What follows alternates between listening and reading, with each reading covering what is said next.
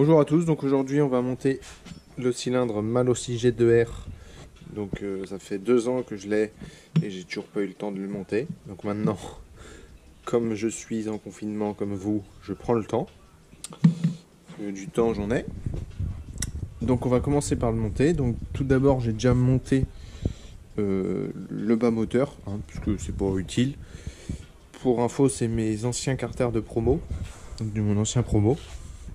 Donc voilà, rien de très spécial. Aligné. Pipe que j'avais acheté à Pité Couteau Racing Team avec les clapets déjà alignés. Allumage Moriyama que j'ai refait avec vous. Donc voilà, une config très simple. Le but c'est pas d'avoir non plus les pièces dernier cri avec la plus gros rendement quoi. C'est pour aller chercher le pain. Pour info, je vais laisser le bisegment dedans, donc enfin pour le moment. Après, peut-être qu'il y aura une petite préparation. Ça, on peut pas le nier non plus. Les Malossi ont quand même un bel échappement d'origine. On voit pas. Mais on peut largement le rouvrir propre. Sur mon promo, je l'ai rouvert, mais pas énormément. Mais je l'ai rouvert. Donc voilà, donc tout d'abord, je l'ai monté à blanc. Donc malgré que les goujons soient un peu tordus, il force quand même. Donc là, il force un peu. Mais c'est aux extrémités, mais il force même en bas. Là, vous voyez, j'appuie là. Et il descend pas. Tout simplement parce que les Malossi, les trous de goujon sont percés en 7,5, alors que c'est du 7. Donc un goujon, c'est du 7. Donc un goujon, c'est ça. J'ai un goujon là pour vous montrer. Vous voyez? Ils sont percés en 7,5, ça c'est du 7,5. Je vous mens pas non plus.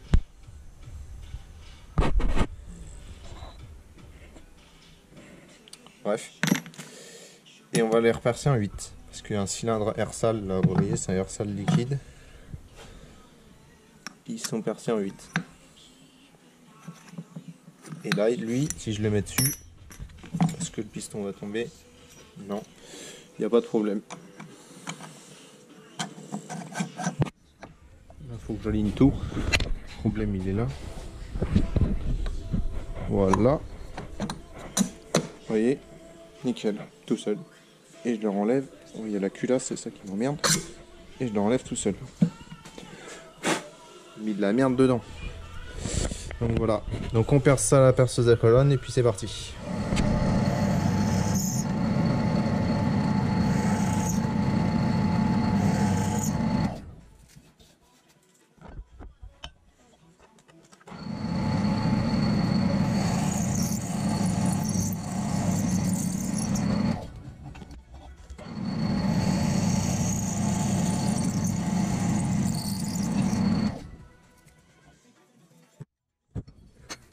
Donc voilà, une fois que j'ai bien fait les 4 trous, là on les voit, ils sont plus de la même couleur. On va réessayer ça dans le cylindre, enfin sur le... Vous m'avez compris quoi. Tac. Bon, une main c'est compliqué. Ah, c'est mieux. Tout seul en bas. Donc là on peut voir que la platine d'allumage vient buter. Je sais pas si on voit bien. Donc il va falloir la limer. Platine d'allumage allumée. Rien de méchant. Hop. Donc là c'est mieux. Donc déjà première opération à faire. Repercer les goujons en 8. Ça vous voyez le goujon il est plus libre. C'est mieux. Parce que c'est trop ajusté. Et au cas de grosse dilatation, ça va forcer et ça peut faire un serrage aux 4 coins. Donc on va éviter quand même, il est tout neuf. Ceux qui auront remarqué, la marche a été enlevée. Donc voilà, c'est question de praticité d'alignement. Pour que ce soit moins chiant à aligner les carters. Et découper les joints au passage. Donc les petites marques, vous voyez, là c'est les traces de stockage. Voilà, rien de très méchant. Donc on va limer ça. Et puis on va y aller. Go! Après on monte le piston. On va laver parce qu'il y a un peu de merde là. On va dégraisser ça. peu de merde dans le bas moteur, ça fait pas. Donc on va nettoyer ça et puis après c'est bon. Voilà, j'ai nettoyé, enfin j'ai limé pardon, et nettoyé au passage le plan de joint là. Enfin tout le bas moteur, mais je vous montre une fois monté. Avec la platine qui rend mon doigt. Voilà. Donc là on voit, je sais pas si c'est la faute. Bref, ça touche pas. Pas de beaucoup, mais ça touche pas. Tant cassé. Donc voilà, donc là on va mettre, on va enlever le segment, mettre le piston. Enfin, les deux, il y en a deux. Mettre le piston et regarder ce que ça donne en joint de base. Enfin en diagramme, avec le squish et tout le train-train. Pour voir ce qu'on met à peu près. Voilà. Allez go. Donc voilà, j'ai fait déjà 2 mesures de diagramme. Donc voilà comment je fais, hein. C'est rien de très sorcier. Bon, c'est un vieux joint découpé qui a déjà servi.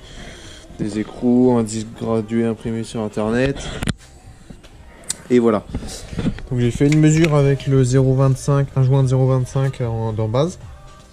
J'avais 183 degrés et 125. Je vais pas le mesurer l'arrière, on s'en bat les couilles. Et ça, je trouvais ça trop bas. Donc j'ai remonté un peu, mais je sais pas, j'ai pas mesuré les joints que j'ai mis, j'en ai rajouté 2. Donc je démonte et je mesure les joints. Et j'avais 130 et 189. Ouais, c'est un 9, il est dégueulasse, mais c'est un 9. Voilà, c'est mieux. Donc ça me paraît mieux. Donc on va faire ça, on va péter le squish et on va voir combien on a de joints. Je fais le squish pour voir si on n'est pas trop non plus. Comme je le pensais, le squish je ne touchais pas, donc j'ai doublé comme ça mon fil d'étain. Et ça me donnait un 6. Donc un 6 ça commence à faire beaucoup quand même. Donc je vais descendre un joint parce que du coup j'ai mesuré mes joints que j'avais mis. Donc j'en avais 2 de 0,5 et un de 0,25. Donc ça fait beaucoup quand même. Même tassé ça fait allez, 1. Ça commence à faire beaucoup, donc je vais mettre 2 de 0,50. Et ça sera bon. Comme ça on sera pas mal. Je vais nettoyer mon cylindre, monter tout le tralala comme dans la règle d'Allard. J'ai pris le jeu au piston, donc avec la descente, hein, j'ai pas mesuré. C'était très bien. J'ai fait le jeu à la coupe. J'ai 0,15 sur les deux. Un poil plus, mais la 15 passe quoi. Donc c'est ça qui compte. Donc voilà, juste pour les joints, c'est moi qui les ai fait. Hein. Ça se voit d'ailleurs. Parce qu'on voit les marques de Bic. Parce que ça coûte beaucoup moins cher. Hein. Parce que quand tu tournes en course avec 2 moteurs Bidalo, quand tu vois que le joint est à 0 et à 7 €, que des fois j'en mets 3 ou 4 et que je déchange quasiment à chaque fois, ça commence à faire cher pour des bouts de papier. Donc j'achète des plaques et je les découpe. Voilà, en gros c'est ça. C'est pas très compliqué, il faut un scalpel, un bic et un exemple. Donc moi j'ai mes cales d'en base et fonce, ça fonce. Hein. Voilà, je remonte vite fait. Bon là il est sale, faut que je le nettoie. L'intérieur du cylindre. Pour ceux qui n'ont pas vu la vidéo de présentation que je mettrai là. Donc voilà, c'est pas mal. Hein. C'est mal aussi, c'est de la bonne cam. Bon, par rapport au au Bidalo RR, Bidalo, enfin VSX, bride le cylindre en faisant des tout petits échappements, même à la sortie. J'ai un MVT qu'il faut que je vous présente.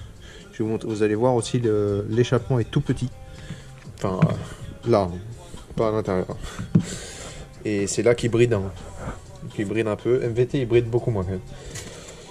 Là, celui-là, bisegment.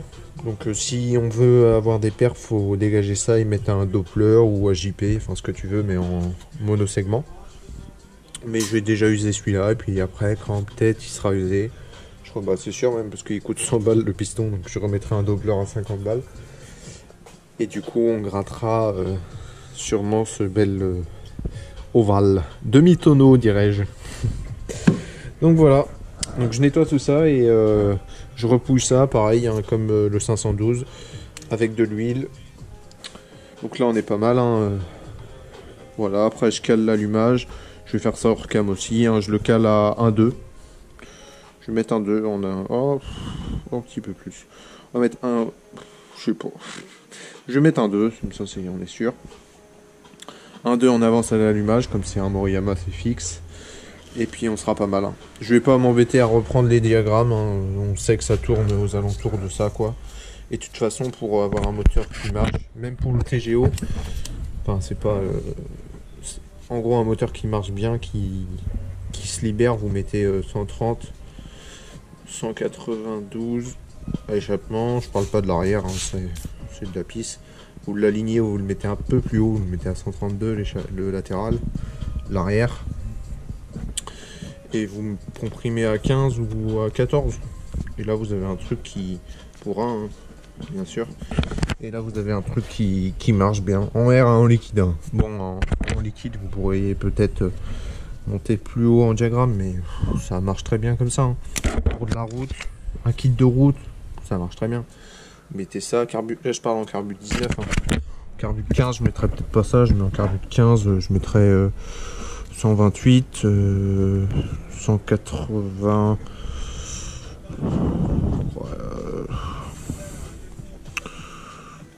Ouais, 188. Donc ça sera pas ça. Hein. J'ai descendu de 4, mais ça sera pas ça. Oui, si, ça sera à peu près ça. 128, 188 quoi. À la brosse. Après, même 125, 183, ça marche. Hein. Faut pas se leurrer. Hein. Après, c'est pas, c'est surtout les flux des gaz qui fait que ça fonctionne. Puis mettez un échappement dessus aussi. Quoi. Parce que si tu mets ça avec un pot d'origine, bah max ça avance pas. Bon allez, je monte tout ça et puis c'est parti. Je vous montre une fois que le bébé est fini. Donc voilà, le moteur est fini. Donc ça fait joli avec les écrous tout neufs là. Donc j'ai monté les joints toriques à la graisse et le joint, c'est un joint plat. En moitié un peu comme les Polini, la matière. J'ai monté ça à la pâte. Donc voilà, j'ai mis juste ce qu'il fallait. Du coup ça dégueule pas trop. J'ai mis aussi le Vario Didier Thomas juste pour faire le kéké. Donc voilà, c'est plutôt pas mal. Donc on pourra l'essayer qu'à la fin du confinement. Ça c'est moins cool. Mais bon, on fait avec. Hein. Donc j'ai calé l'allumage à 1,2, comme je l'avais dit précédemment. Donc voilà. Il n'y a pas de support, enfin de pattes de ressort parce que je les ai pas encore faites et je ne sais pas lesquelles, comment je vais les faire. Voilà. Donc sur ce, j'espère que cette vidéo vous aura plu. Si vous avez aimé, un petit pouce bleu et commentez, partagez comme d'hab. Allez, sur ce, ciao.